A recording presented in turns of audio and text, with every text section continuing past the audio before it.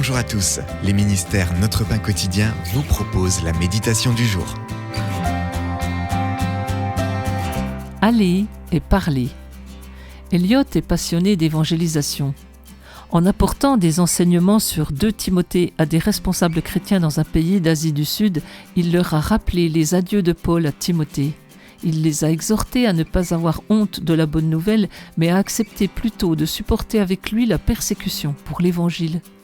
Quelques jours plus tard, Eliot a appris que ce pays interdisait dorénavant l'évangélisation et la conversion au christianisme. Comme il se souciait sincèrement de ces personnes, Eliot a prié pour qu'ils persévèrent et continuent de proclamer l'Évangile avec courage et un sentiment d'urgence. Paul connaissait le danger qu'encouraient ceux qui proclamaient la bonne nouvelle.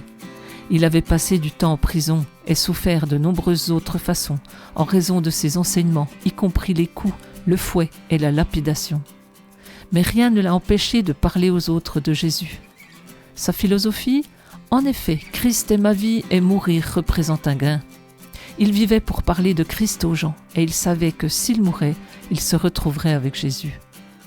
Paul a rappelé à Timothée que le Saint-Esprit allait le dynamiser. Dieu appelle tous les chrétiens, où qu'ils soient, chez eux comme à l'étranger, à parler de Jésus. Il se peut que nous souffrions, mais Christ se tient là, avec nous. C'était un texte de Alison Kieda. Qu'est-ce qui vous aide à parler de Jésus ? Comment avez-vous souffert d'avoir annoncé la bonne nouvelle ? Seigneur, je veux que d'autres te connaissent comme je te connais. Par ton Saint-Esprit, aide-moi à leur apporter la bonne nouvelle à ton sujet.